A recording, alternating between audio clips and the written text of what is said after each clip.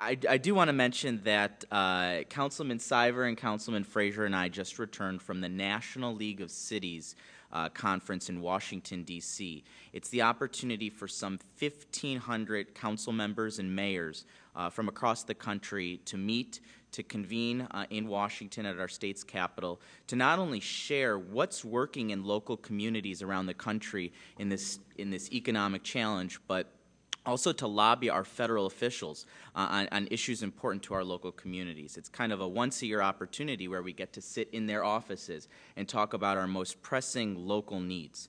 One of the sessions that Councilman Frazier and I sat in on was about infrastructure investment, and I think you can tell that there's a theme going here with our council comments.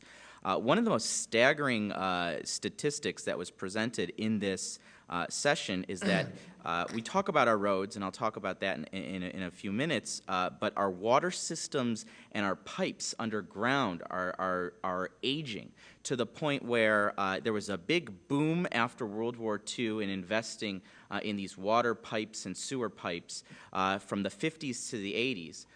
And so by 2030, there is going to be a need for $1 trillion in investment around the country for our water pipes and sewers around the country. It's just a staggering figure. And that's something on a federal level I hope people are in tune with. That affects our most local communities. They showed a picture of a community that had a water pipe, a water main break. It looked like a river had overflowed, but there was no river in the vicinity.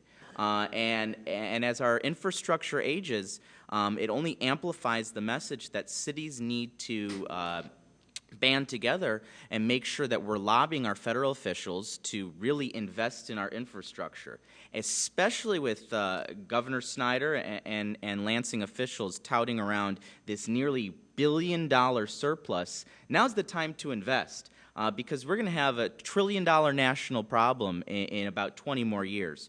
To put it in even further perspective, the state of Michigan just announced that they will be investing $100 million to help local and state road agencies to fill potholes, and another $115 million for infrastructure construction projects. So that's $215 million for roads during this unprecedented snowy season where our roads are basically now at their breaking point and breaking.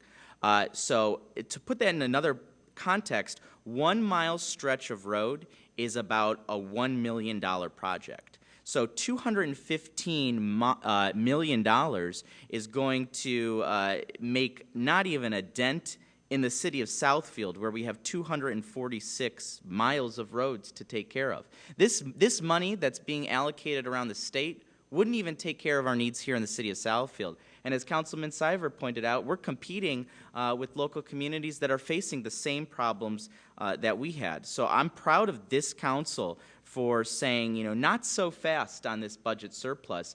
Bring that money back to local communities so that we know where we can make the proper investment. We have the best eyes on the ground to know where those infrastructure investments are needed. And that's the solution to our road problems. It's making strategic, real, long-term investments in our infrastructure so that local communities can make those local decisions to fix the road, because we are held harmless. You know, when residents ask us about Southfield Road and Greenfield Road falling apart, it's a bad answer to say we can't do anything about it, but we can't do anything about it, and that's the only answer we've got. So echoing the sentiments of my colleagues, this is a priority for us as elected officials. We care about this community deeply, but it's hard to have that passion for the community when the roads that you're driving in the community you live in are falling apart. We're trying to make it better. We're trying to make sure that we have a little bit of influence here on the council and really milking that for what it's worth and advocating for our state and federal officials to make local infrastructure investments. Going on to what Councilman Siver said, Councilman Frazier and Siver and I sat down in the Russell Senate office building to meet with Senator Levin and Senator Stabenow during this during this conference. And I'll speak to say that there are only a handful of elected officials representing only a handful of communities around the state in that room. So these conferences that we talk about, that we go to, they're critical. It's important to not only for us to advocate for our local issues, is something as simple as the mail delivery, which Senator Levin was the one who brought up, and we were able to chime in with our Southfield voice. But it also lets our senators know Southfield is engaged. Southfield wants two-way communication with our senators, and Southfield is trying to be an influential community. So we're happy to advocate on your behalf.